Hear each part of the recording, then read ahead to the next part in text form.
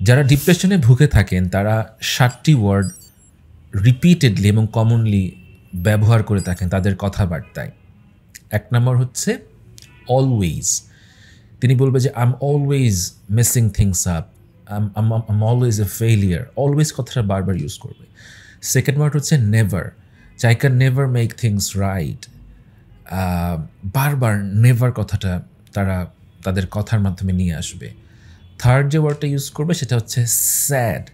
তিনি বলবেন যে আমার খুব মন খারাপ লাগছে, এই কথাটা বারবার বারবার বলবে।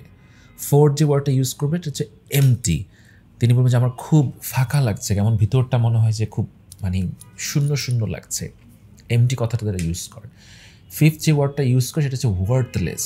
সে নিজেকে ওয়ার্থলেস ফিল করে যে আমাকে দিয়ে কিচ্ছু হবে না, আমার জীবনটা অর্থহীন, আমি মানুষ হিসেবে অর্থহীন।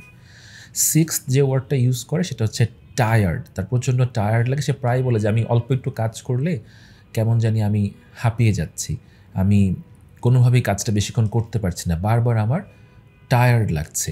আর সেভেন্থ যে ওয়ার্ডটা তারা ইউজ করে সেটা হচ্ছে nothing. It's like nothing makes me happy, right?